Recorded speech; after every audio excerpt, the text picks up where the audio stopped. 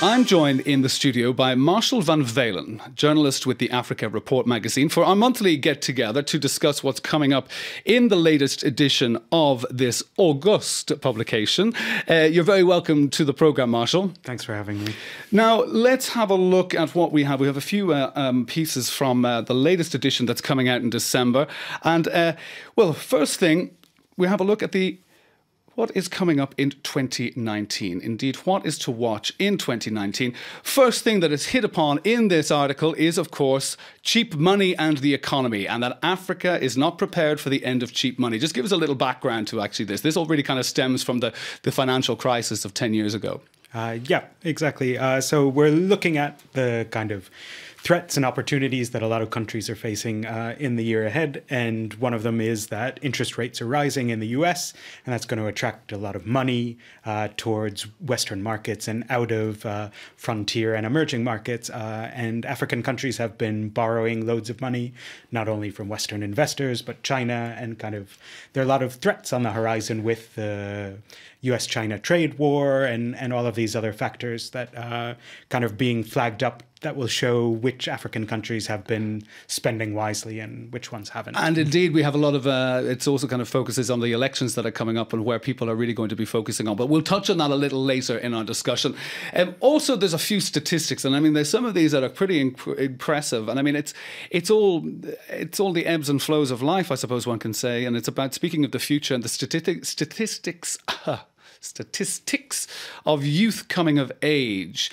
And these youth, I'm just reading it here, of between 15 and 24 years old, and that's 250 million young people are coming of age, of which 55% of the youth in South Africa are unemployed. So I think what we're getting at here in this edition of the Africa Report is the horizon, the rise of Julius Malema and the rise of the young youth of today into politics. Yeah, it's something that you see in loads of different countries. You know, you see with the Paul Bias and Bouteflikas in Algeria that you've got a lot of very old men running a very young continent, and we're seeing a rise of people that are trying to seize upon the issues that are very important to young people, not only Malema in South Africa with a very kind of populist movement, but Bobby Wine, an independent MP in Uganda, who's kind of parlayed his musical popularity to kind of speaking for the poor and disenfranchised in Kampala. And it's a very interesting trend to see where, I mean, it's not every country in the continent, but where these sorts of leaders are popping up and kind of what similarities they have. Indeed. And the one similarity I'm sure that they do all have is their mastery of social media and new technology. I mean, that really is the main vector to get their message out there, isn't it? It is. It is kind of political mobilization is shifting and kind of with kind of large unemployed groups in urban centers, that the way to get at people is to have a very kind of active and very clear messaging in order to mobilize people. As soon as Bobby Wine, you know, wanted to leave the country at the airport and they tried to block him, you know, it was through social media that they got to inform people. Loads of people showed up and there was so much pressure to kind of let him go and get to where he needed to go. Definitely people power, of course, but it can swing either way. This is the other thing. But as I was mentioning earlier on, 2019 is indeed going to be a bumper year for elections on the continent. And then in the article, you've got them all pretty much mapped out from A to Z. But apart from the two powerhouses that are going to the polls next year, that will be, of course, Nigeria and South Africa. What other elections or what other polls do you reckon should be closely watched to be of interest, should I say, to Africa watchers? Well, there's all sorts of them.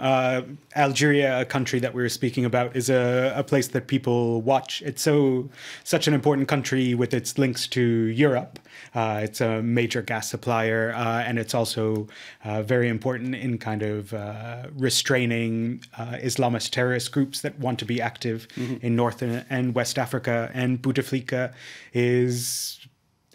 he's yet to announce whether he'll run again, but his party is very much behind him. And another very interesting one to watch is Mozambique. It's got billions and billions of dollars of gas that it's looking to develop, a very young population, but through its history of kind of opaque billions of dollars of loans to security companies, and tuna fishing operations bankrupt its economy. And so there's a problem with an armed opposition group, and so that Renamo, that's kind of trying to get involved more in politics than in armed conflict, and the upcoming elections will be a real test of kind of this legacy independence era party that continues to run Mozambique. So that's it, Algeria and Mozambique, indeed, and Bouteflika, will he, won't he? I mean, it's like the man has been very rarely seen in public. I mean, right. I don't want to be flippant about the poor man's health, but I mean, there's always comments about Weekend at Bernie's, that American film. Anyhow, let's move on from that. There's an article as well in here which is actually very interesting. It's about the power of boycotts. It's a small little article about the power of boycotts in Morocco, which is also kind of feeding into that little thread that we were talking about there about people power. And it's over price hikes, that they're boycotting various products from Danone, which of course is French owned, because of this is looked at as being the prices being hiked by the elites, and this is also being driven by internet and social media.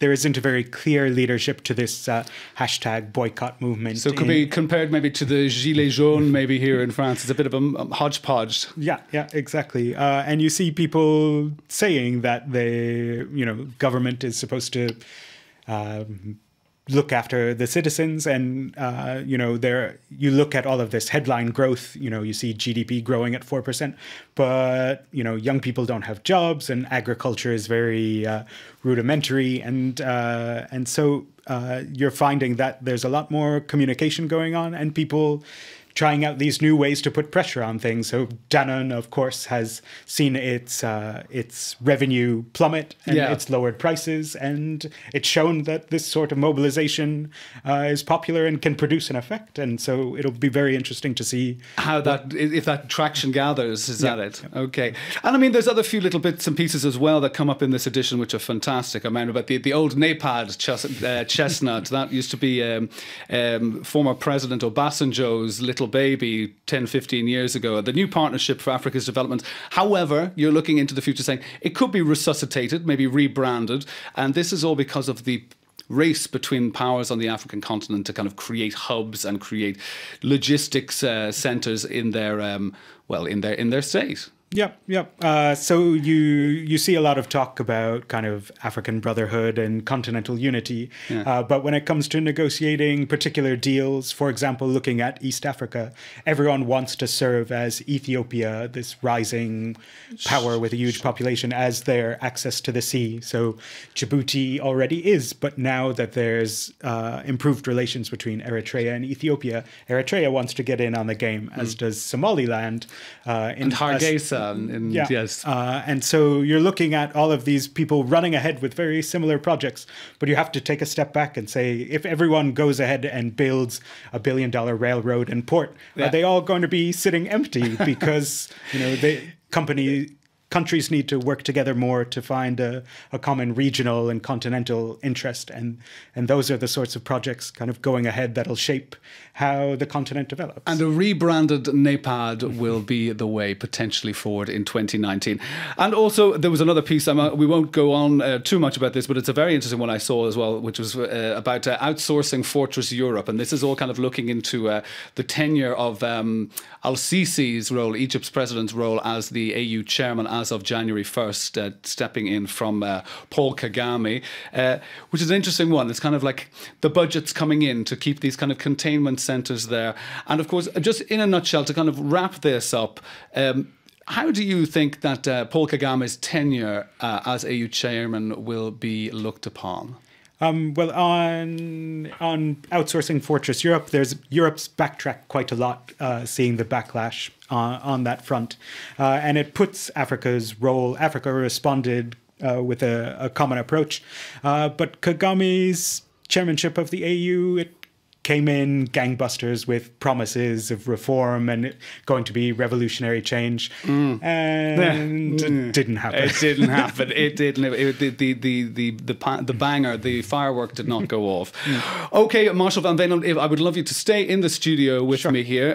Just to recap on all that, that is next month, December's edition of the Africa Report, which will be on your shelves very soon.